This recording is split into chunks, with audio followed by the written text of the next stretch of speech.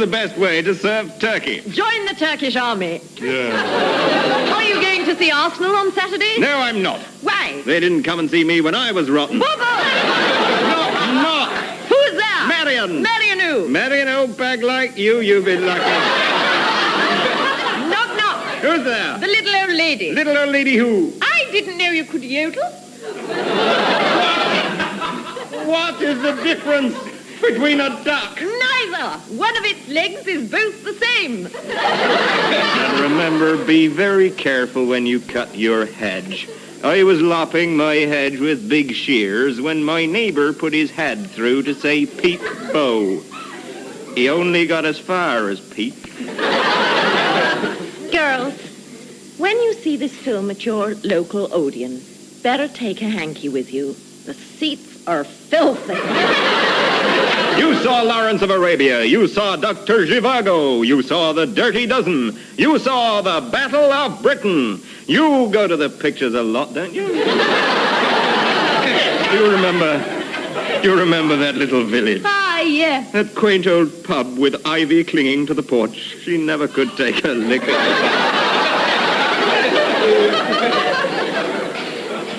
I'm afraid I shall have to give you an emergency operation. Have you eaten today? Yes. Good. I hate working on an empty stomach. That's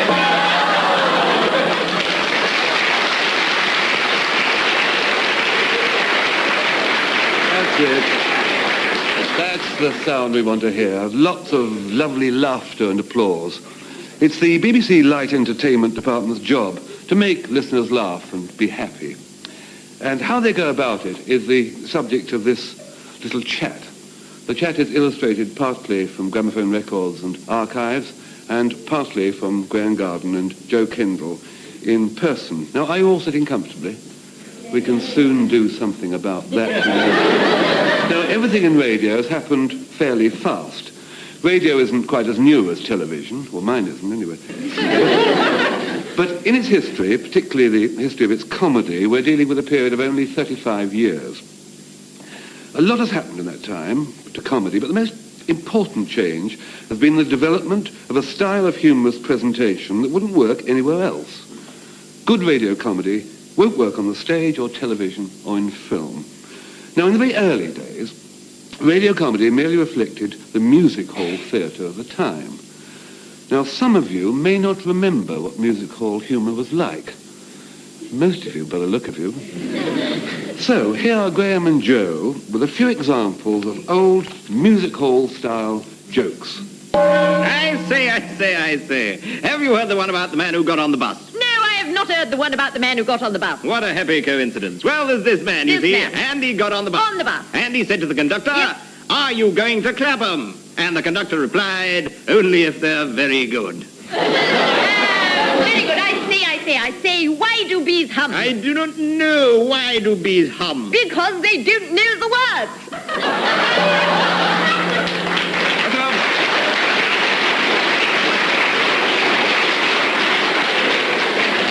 Thank you. And kindly leave the stage.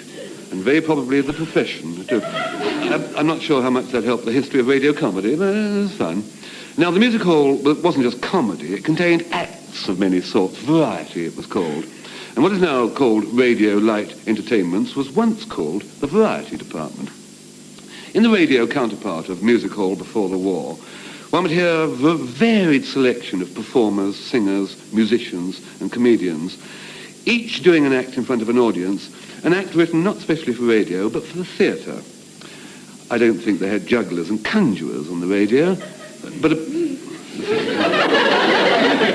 apart from that, what you'd hear on the radio wasn't so different from what you'd see in the music hall.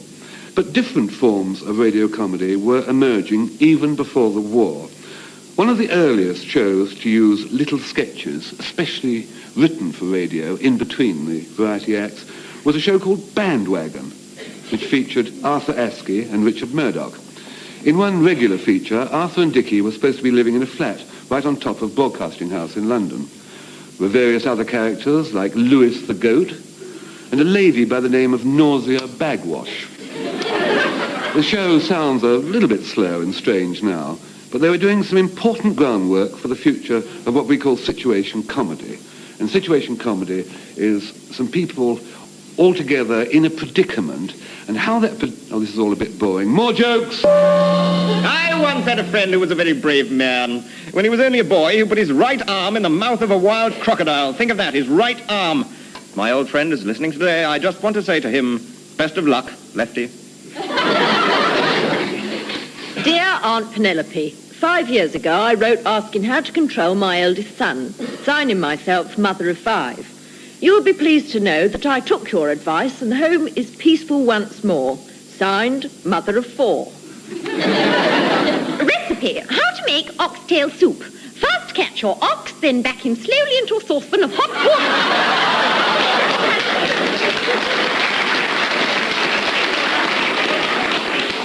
That's enough of that. Where was I? Oh, yes. Development of radio programmes just before the war. Another show that got going in this period was ITMA.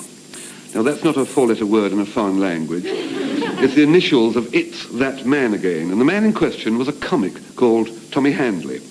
When war came, ITMA became a national institution. Everybody listened to ITMA. It might be a bit difficult for most of you to imagine just how important radio shows were during the war. But there was very little else in the way of entertainment going. And somehow, radio being heard by everybody at the same time gave a feeling that everyone in the country was laughing together in the face of trouble.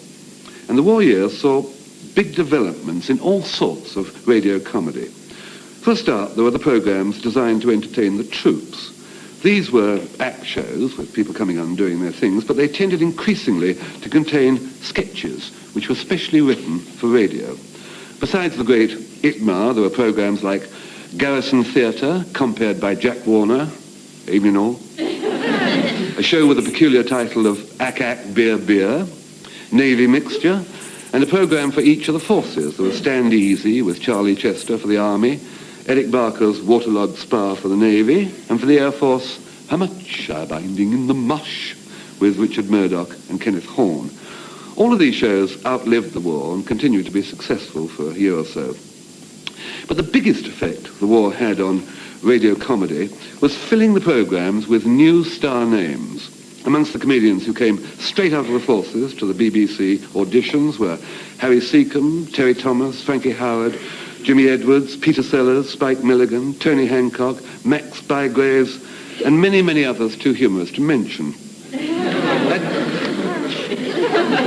At the end of the war, radio comedy was pretty well unrecognisable from what it had been before, and it continued to develop its own style.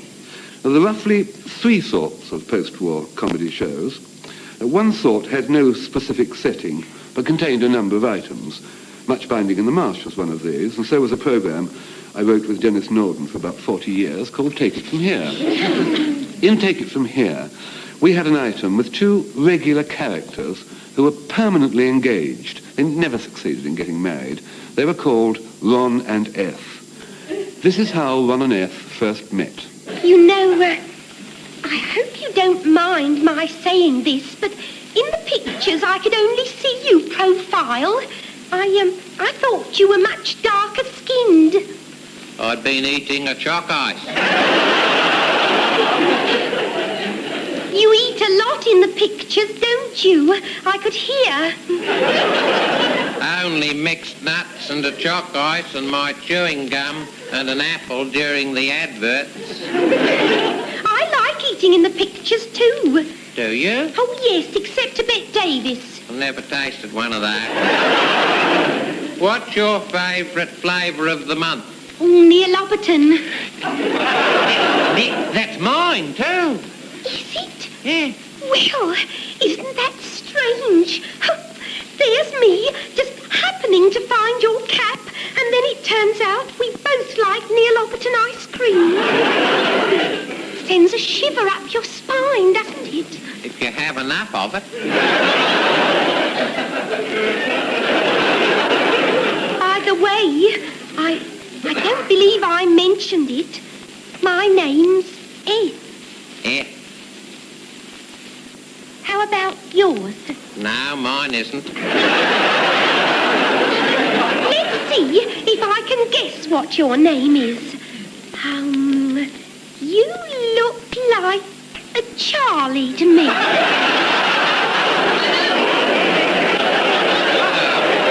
Now, my name is Ron. Oh, that's nice. It's masculine, isn't it? No, it's Glum. Ron Glum. Oh, well, Ron, I mustn't miss my bus. I'm afraid I must be off. Oh, no, eh? No? Stay a bit longer. Wait till Dad comes before you be off. Take It From Here contained a mixture of regular items and also odd sketches and routines, which were built around the personalities of the three stars, Jimmy Edwards, Dick Bentley, Joy Nichols, which later was June Whitfield. The same sort of setup as more recent counterparts in shows like Round the Horn. Now, the second direction in post-war comedy was towards the development of just one situation throughout the whole programme. Early shows of this sort were Meet the Huggets, Life with the Lions, Raise a Laugh, Life of Bliss. A typical recent situation comedy written around one specific setting is The Navy Lark. Now, a third sort of show, which doesn't need to be either a sketch show nor one situation in a situation comedy, is a show which is devised to project and develop one comedian's talent. In these shows, the actual shape of the programme is unimportant. In fact, it frequently changes around. What is constant is the unique comic talent of the star. Perhaps the greatest of these vehicles for huge talent was Hancock's Half Hour. Of all the programmes which helped give radio its own sense of humour, the most original and the most influential was The Goon Show. Yes, indeed. There was nothing quite like The Goons had ever happened before in entertainment, and comedy has never been quite the same since. The Goon Shows had about them a wild, feckless gaiety, a kind of lunatic anarchy, which was the perfect antidote to the regimentation of the war years and all the queues and coupons of post-war life. I suppose Spike Milligan is the nearest thing we've got in this country to a comic genius. Spike said of the shows that they were impossible to repeat in any other medium than radio, and this is probably partly their beauty. The Goon Shows are pure radio. Convict Gritpipe Fenn made a strange request today. He did. Do you mind if I sit down? Pull up a bollard and sit down. Thank you. Make yourself at home. He did? Treat the cellars your own. I will. Feed'll not do. Have you any more brandy? All gone. Sorry. Do you mind if I have a strange request? It's this. I really want to send. Of course. I'll do it at once.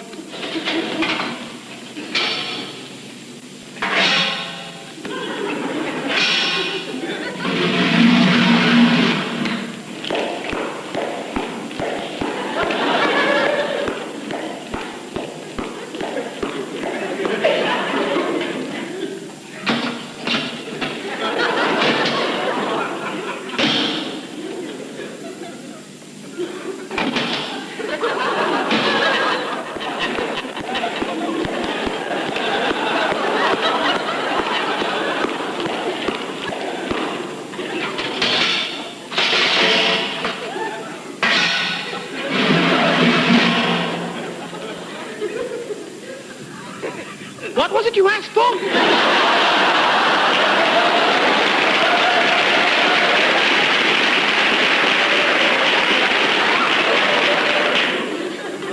Never mind, I'll smoke one of my own. Marvellous, weren't they? One of the effects of the Goons, of course, has been to make it very difficult to take any radio sound effects seriously. The Goon noises have never been equalled, though many shows have benefited from the Goons' experiments. Perhaps nowadays the most radio of our radio comedy shows is I'm Sorry, I'll Read That Again. The very title, which is the classic cover-up for a newsreader's boob, has a radio feel. But sometimes, you know, the most unlikely material suddenly becomes radio. A comedy show that ran successfully for many years was Educating Archie with Peter Brough. The Archie in question was a ventriloquist dummy. It's hard to think of a performance less suited to radio than a ventriloquist. I'm not boring you, am I? Hang on a bit. Let's have some jokes. This week's recipe: how to boil an egg without touching it. First, take a saucepan of boiling water, Then get a broody hen and place it on the saucepan. I once met a tribe of people who used fish instead of money. Fish? Yes, it was very effective economically, although a terrible mess of the slot machines. This is the latest thing from Yves Saint Laurent's collection. Everybody's wearing Yves Saint Laurent's clothes. What does Eve do? Stay in bed? Scalpel, Scalpel. saw, Saw. Doctor, the patient's coming round. circular saw.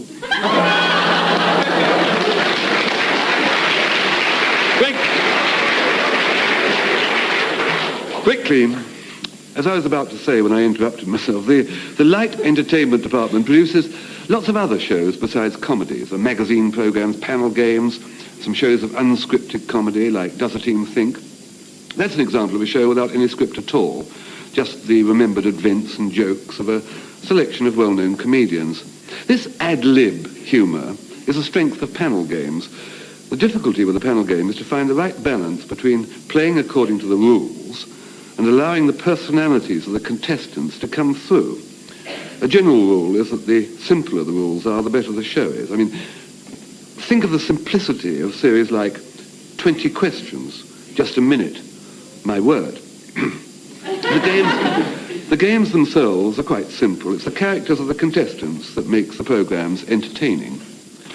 Let's make this programme entertaining. Folks, I'm the guy who cleaned up Rustler's Gorge and Medicine Hat. I just come down from cleaning up Dodge City. You must be mighty handy with a 6-shooter. Nope, but I'm a little devil with my brush and pan. A book that's a must for Christmas. How to Choose a Baby's Name by Aloysius Jellicoe Vermicelli Brown. We paired up in twos to learn how to handle live dynamite. I had a very good partner for a time, then he went off by himself. Thank you. It might be a good moment to take a look at the people who make comedy, the comedy writers and the comedy performers, and who does what. How, you might well ask yourself, when yourself is not doing anything and will listen, how? How does a scriptwriter sit down and write a funny bit? Where does he start?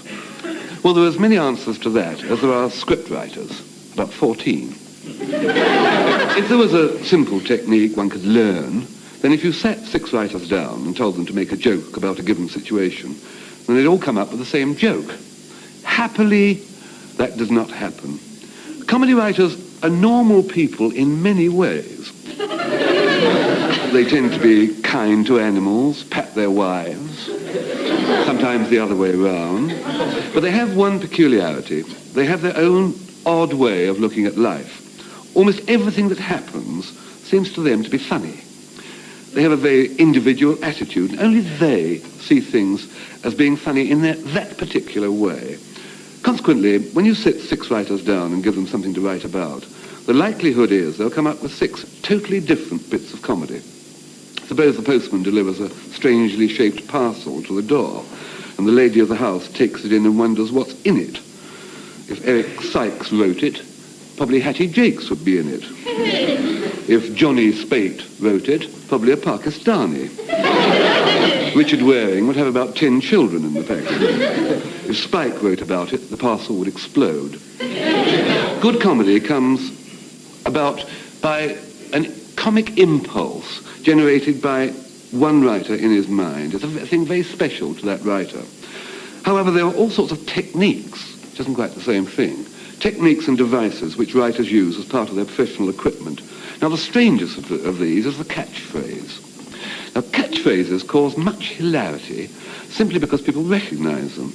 The phrase isn't funny in itself, but when it's familiar, it seems sort of funny, sort of reassures us or something.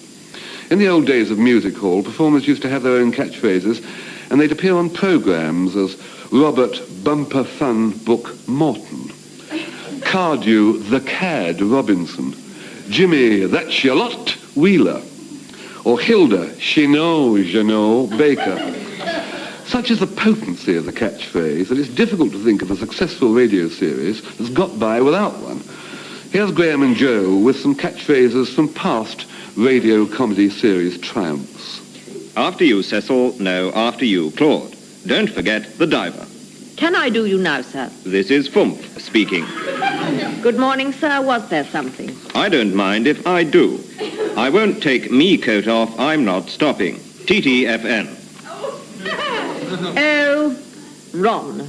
O-F. Do you come here often? Never mind. A. Good idea, son. Oh, and he was so strong. The day war broke out. When I was in Sidi Barani. Right monkey. 35 years. Left hand down a bit. I think the answer lies in the soil. A mauve one. Yes, well, sort of put like that, those catchphrases do tend to leave one pretty cold. On the other hand... No, that isn't about. On the other hand, people laugh at them. Catchphrase has lost a bit of ground in recent years. I suppose its function has been taken over by the phrases and jingles of television commercials. Another device much used in radio comedy is a play on words, the pun. This is a peculiarly English taste. Few other countries bother with puns, and even in this country, a pun's just as likely to be greeted with a groan as a laugh. Take it from here, we're stiff with them, both groans and laughs. Also with malapropisms, those mispronunciations of long words. In those Ron and S sketches, Ron had a father known as Parglum, and he was always getting words wrong. He'd say, well, it's not Ron's actual signature, no, but it's a very reasonable facsismile. Or give your mother a hand, Ron, she's putting up the new curtains and pelvis. Or he'd say, Ron, pass F the suggestive biscuits, will you? For examples of the pun proper, one need search no further than, I'm sorry, I'll read that again. Here's a piece made up entirely of puns about food. See how many you can spot. Who's there? It's me, Lord Stilton. May I have entree to this joint? Why, of course. Oh, my lard, you're dripping. You'll be catching your death of cold. Thanks. I got caught in the rain, dear. Come, toast yourself at the fire. Excuse my cooking apron. You always look a tasty dish, Meg, whatever the dressing. Oh, you menu. You're always flattering. No, I mean it. You're a lovely bit of crackling I could eat you all up. Oh, can it, Lord Stilton? Meg, why do you always adopt such a frigid air? I mistrust men who are too fresh. They soon go off. I admit it. In the past, I was a loose liver. You've certainly got an awful reputation. Luckily, I've simmered down now. It's only when I'm with you my heart starts boiling over, Meg. Oh, Meg, you drive me off my nut, Meg. Don't... I'm begging you, don't give me the cold shoulder. Oh, you'll get over it. It's just a flash in the pan. No. Let us get married. I'll be true to you to the end I have. This is so sardine. I'm afraid you're just not my cup of tea. Oh, you've got a cruel, cold tongue. But all the same, I love the tongue, I love the legs, I love the breast, but there's no time. I suppose the truth is you've got other fish to fry. As a matter of fact, I have. Oh. You see, I'm in love with Police Constable Dick Dangerfield. Yes, I lost my heart the first day I spotted Dick. Oh, no. The village copper. Use your loaf sugar. He hasn't got a sausage. I know he only gets a small celery. But I'll run off with him whenever he cares to say go. You're nowhere in the rice. So you turn me down for a penniless country dumpling. Well, if I make a hash of things, I'll just have to stew in my own juice, as my ma might say. Curses, there's someone at the door. Help! The door is open. Just lift the ketchup. Hello. There's something fishy going on here. What's cooking? Dick, my darling. Oh, it's nothing, Constable. The lady was just behaving like a custard. Behaving like a custard? Yes, getting upset over a trifle. A trifle? Ha! He nearly made mincemeat of me. A bit of a hot dog, eh? I've only got 2 words to say to you, sir. Irish stew. Irish stew? Irish stew for assault, a battery, Disturbing of the peas.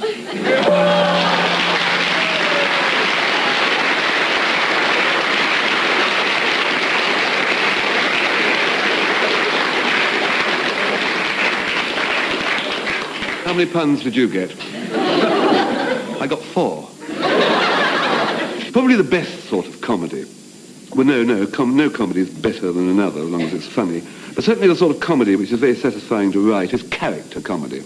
Comedy which is funny because the man who is talking is the sort of person he is. This can be either subtle comedy or pretty broad stuff. Here's a sample of the latter from Round the Horn. Hello, anybody there? Oh, hello, I'm Julian. This is my friend Sandy. Oh, hello, Mr. Hall. Oh, it's nice to have you read today. Yeah. Oh, yes, welcome to our bijou restaurant. So you're restaurateurs now? Yes. Oh, yes. Yes, we took it up after our success writing about Manjari in the Glossy. Yes, we're a bona viveur of your Sunday sup. Yes, that's right. He's a sort of inclement Freud and I'm a sort of germ carrier. Don't do it for the money, of course. It's just to oblige our chums. Yes. Get a lot of telly people in. Yes, Reynard loves food. The choreography is always in. Loves our homey cooking. Oh, isn't he? yes. And then there's Pandro Wildebeest, television director. Or producer, actually. That's right, isn't he? Yes. It does all those tough, hard-hitting documentaries about life on the coalface and steel smelting in Sierra Leone. Lives in that little pink cottage round the corner. Always dropping in for Jules' speciality. Always does. Drops in for it. Likes what I do with the herbs, you see. He does. He does. Jules and his herbs. Yeah. Oh, he can do anything with a few herbs. There's a gift with him. No, shut up. No, he is. Don't run yourself down. Oh. Don't run yourself down. You should see his bread poultice. No. No, he's always denigrating himself, Mr. Horn. Is he? Yes, don't give yourself value. Don't be strange, Mr. Horn. No, don't be strange. Sit yourself down. Yes. Now then, what's your fancy? Well, could I have a Vada at your entrees?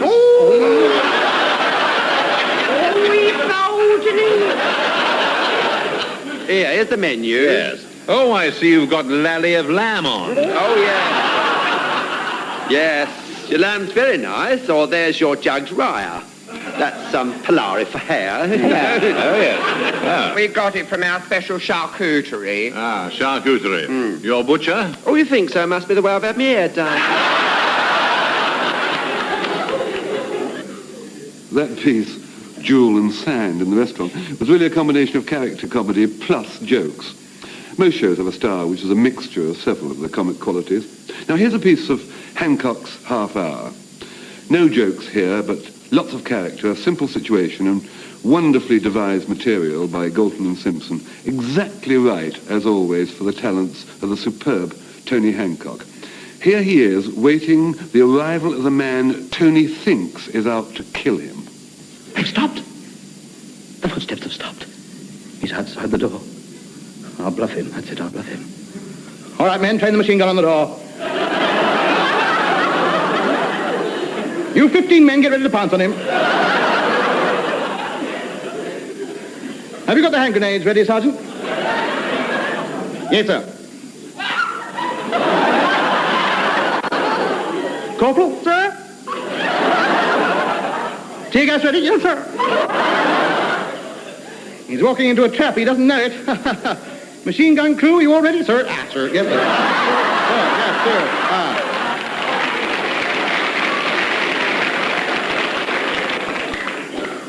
Right, man, he can't get away. If he's got any sense, he'll go back to Durham while he's still got the chance. Have the battalion of paratroopers arrived yet, Sergeant? They're hidden in the garden.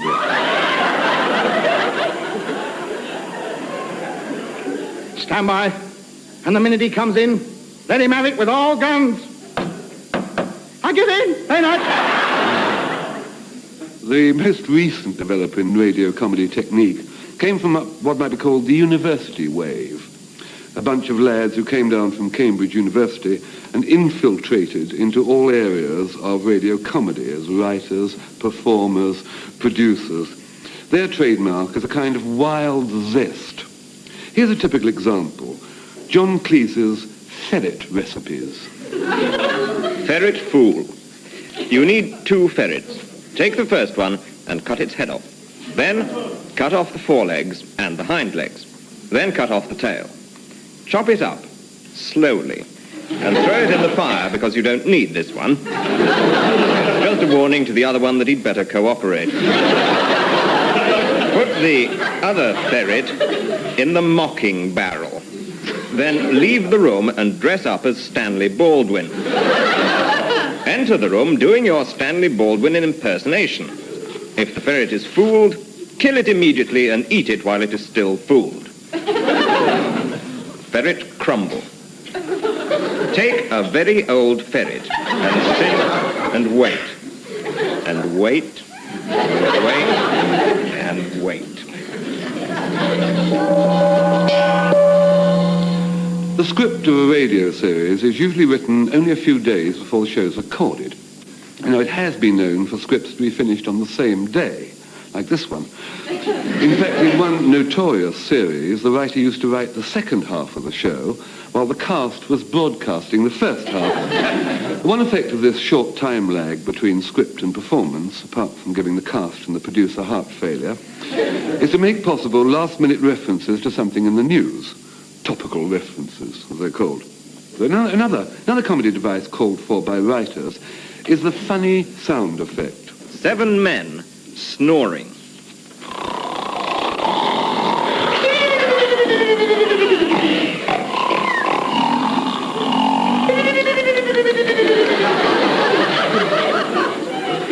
Well, now, you might be thinking, what with all the styles of comedy which writers can write and all the tricks of the trade they can use to work up their laughs, where does the performer come in? He can't be all that important. All the performer has to do is stand there and read the stuff and the laughs will come rolling. Don't you believe it? Here's Graeme to stand there and read a passage from one of Galton and Simpson's scripts. Ah dear, oh dear me, oh stone me. What a life, what's the time? 2 o'clock. Is that all? Ah dear, oh dear, ah dear me, I don't know, I'm fed up. Now let's hear that piece again, and this time with Tony Hancock breathing life into the words. Sunday afternoon at home. Oh, dear. Oh, dear, oh, dear. Oh, dear me.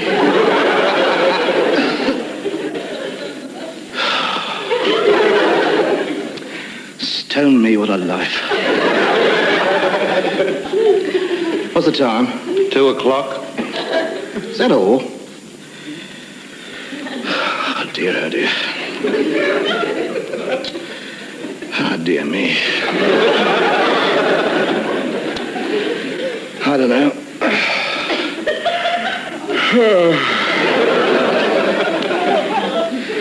I'm fed up. Oi. What? Why don't you shut up moaning and let me get on with the paper?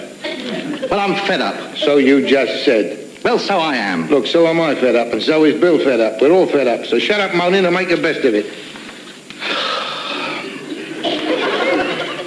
You sure it's only 2 o'clock? No, it's 1 minute past 2 now. 1 minute past 2. And the time drag.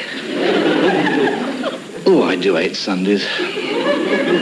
I'll be glad when it's over. Drives me up the wall just sitting here looking at you lot. Every Sunday it's the same. Nowhere to go, nothing to do. Just sit here waiting for the next lot of grub to come up. Ah, dear. There must be something we can do. Bill, haven't you got any bright ideas? No. That was a waste of time asking, really, wasn't it? Oh, I'm fed up. Why don't you men go out for a walk while I wash up the dishes? Why don't you men go out for a walk? Why don't you go for a walk? Go on up it. Be one less to look at all day. You finished with that paper yet? No. Well, hurry up. I haven't seen it. I want to know what my stars say. What are you? June the 21st. What sign is that? The crab. It says, today looks like being a very exciting day. Well, good luck to him.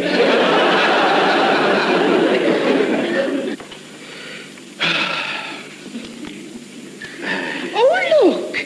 It started raining. That's all we wanted. You watch, it'll go dark in a minute. We'll have to switch the lights on. I think I'll go to bed. You've only been up an hour. You see what I mean? Performing the written word on radio calls for very considerables and talent. But the human voice is extraordinarily flexible. Here is a demonstration of what you can do with inflection, the tone in which the word is spoken. In the following scene, Graeme has only been given one word to say, but lots of different inflections in which to say it. The word is oh. Charles? Huh? Charles, would you like a drink? Oh. A whiskey? Oh. There. Oh. Charles, you remember you said I could borrow the car? Huh? Oh. I can borrow it for a while. Oh. Charles? Huh? Charles, there's something I should tell you. Huh? About the car. Oh? You know the brakes aren't very good. Oh? Well, they're not, and I'm afraid... Oh. Oh. Yes, the gatepost. Drove the car into the gatepost. Oh. I'm sorry. No. Not much damage. Oh. Look, out of the window, you can see. Huh? Oh! Oh!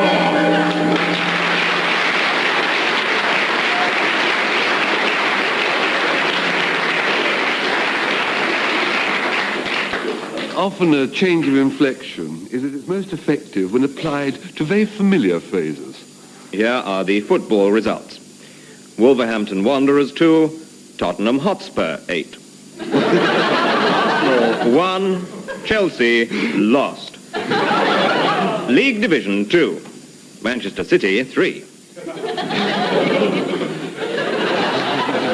And on the same... Yes, go on, give him a...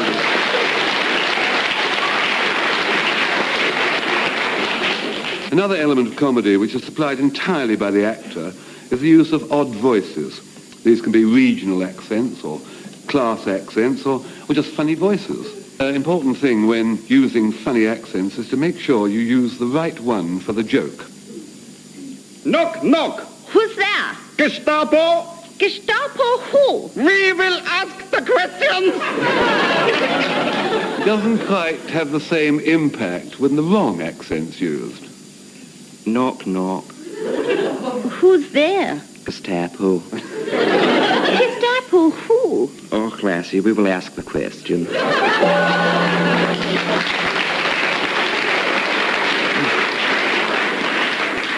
Another very useful contribution which performers can make is being able to do impersonations of well-known voices. These come in very handy in comedy sketches and topical items. May we have a sample, Graeme?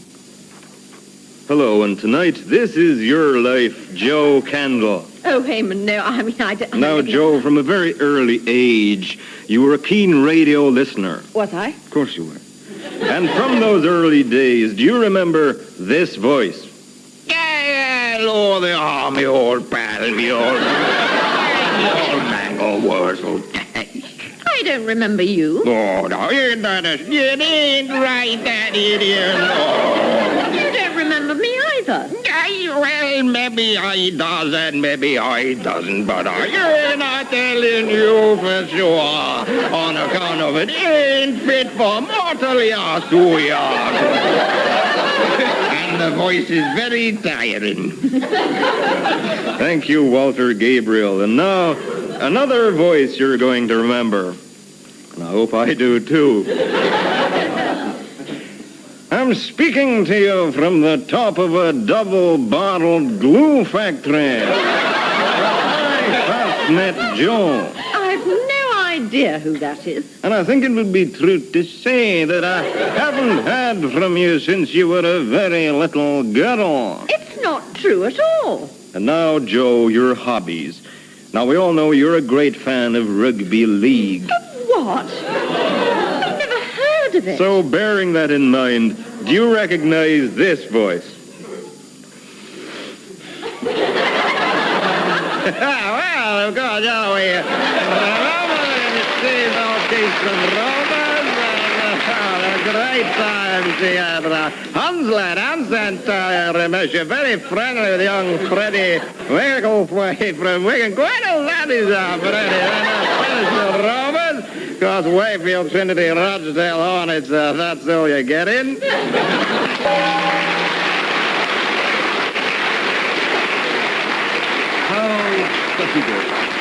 How does he do it, one asks. He must be in league with the devil. However, the greatest professional skill of a comedian is his timing.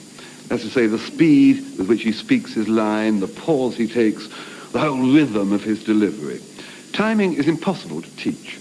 Good comedians know instinctively when to go fast, when to go slow, and when to extend a pause almost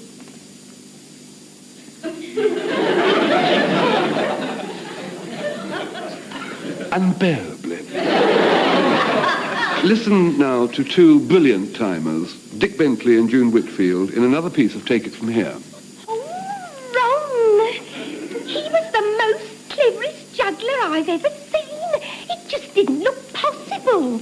Well, what he did was, well, he stretched his leg forward and he took a plain teacup. Know what I mean, Ron? No, eh? Just an ordinary teacup, Ron, like you'd pour your tea into your saucer from. Oh, I know what you're getting at, eh? A teacup. Yes, that's it, Ron. That's well, it, yes. He balanced this teacup on his foot, and then suddenly he kicked upwards. The cup flew into the air, and Ron, he caught it on top of his head. He caught it and balanced it, Ron. Bless you, eh? No, Ron, that was the noise the drummer made. Oh, it was fascinating, Ron. Oh, and he was so handsome with it. With what, eh? Well, with being able to kick a teacup from his foot onto his head, Ron. Oh, I quite fell for him, Ron. I see.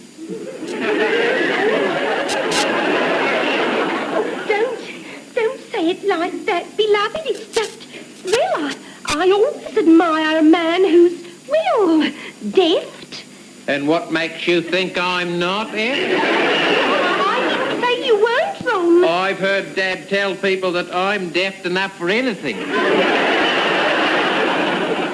Well, there's no call for you to get onto your dignity, beloved. Some people can kick teacups onto their heads and some can't. It's just nature's way. And how do you know I'm not in nature's way? Marvellous, isn't it? Well, that's about it. We've tried to tell you with illustrations a little about the history of radio comedy and a little about the techniques of writing it and performing it. But you must remember that there are no rules in comedy. The only value of considering past shows and old techniques is that they give a kind of a firm launching pad to take off into the future. Now, where's the next development coming from in radio comedy? The next breakthrough in technique, fresh approach, new attitude? Well, somewhere now, there is a lad or a girl who sees the world as being an odd, curious, funny sort of place. Sees the way we all behave and talk and pretend as being comical. And he or she will start practicing to be a writer or a performer. And in a year or so's time, he will take radio comedy off again in a new and exciting direction. Whoever he is, he might well be listening to this program, even sitting in this audience. Well, wherever you are, over to you.